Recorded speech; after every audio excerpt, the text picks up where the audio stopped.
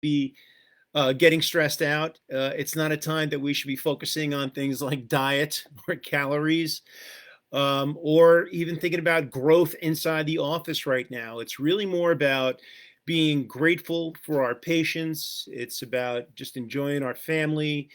And of course, it's really about just giving God all the glory for everything that we have in our business, in our life. That's the most important thing. But also during this time, it's a time where we actually start to that we should be taking inventory and taking an accounting on some of the actual accomplishments that we did in this year. It's really important. And a lot of doctors, they don't look back and actually take a look at the progress that they've made over 2022. And so, look, I don't really focus too much. I try not to focus too much on the past, okay? Because that's just kind of that produces anxiety. And I don't really try to focus that much on the future. I mean, I do make goals, but I don't really stress about the future. What I do what I highly recommend for you to do is to really focus more on like on the present, on really and focus your attention more on the now. That's usually going to bring you a lot more peace than having to stress about what happened in the past or in the future.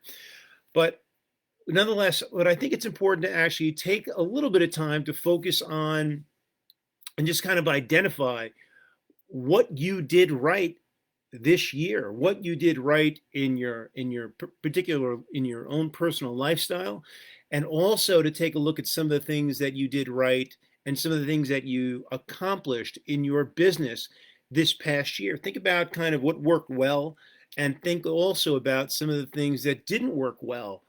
And I that's what I do right now, and I highly suggest you do the same because this way you can kind of make a plan for your future and focus on the things that work well. So what I want you to do is think about some of the things that you learned as a result of being in business this year. Some of the again the good things and some of the bad things, but also think about some of the things that you accomplished this year, and also think about some of the things that might have been mistakes.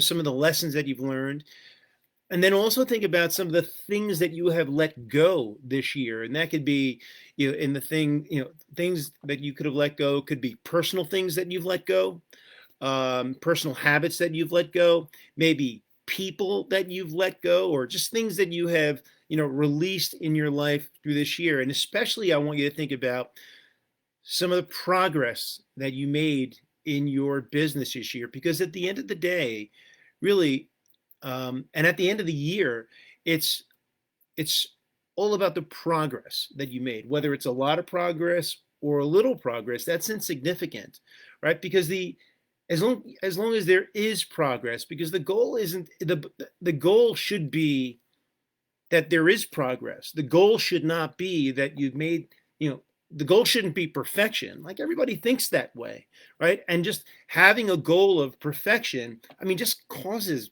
mental stress, makes you kind of go crazy, right? So the goal shouldn't really be perfection. The goal should be just progress, regardless of whether it's a lot of progress or a little progress. I think that progress is much, much more important than perfection in the sense that you aim to get things done with progress instead of just trying to do things perfectly every single time, which if being a chiropractor, that sometimes that never happens, right?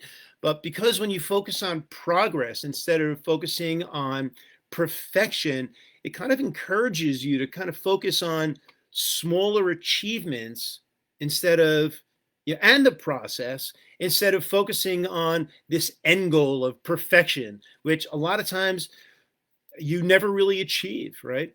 And so I think perfection sometimes, for those people that are perfectionists, and I used to be this way, I really think that perfection is the enemy in progress, because sometimes it stops you from creating some of the best work that you can do, no matter how imperfect you are. Because I think that imperfect people can really improve with practice. And when you practice and you improve, you start to see little bits and pieces of progress.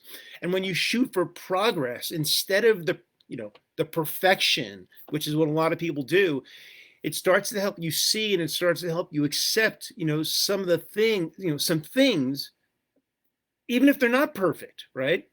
So think of it this way, when you find ways to focus on progress and not perfection. And that's what I want you to look for in the future. And also look, when you're looking back at this past year, when you focus on that progress, or the progress that you've had, and not the perfections that you've had, because, again, perfection is really far and few between. I think what you'll end up doing is you'll end up clearing up a lot of the roadblocks that stand between you and between you and your goals. And so when you do this, I want you to be kind to yourself, okay? Because a lot of times we're really harsh.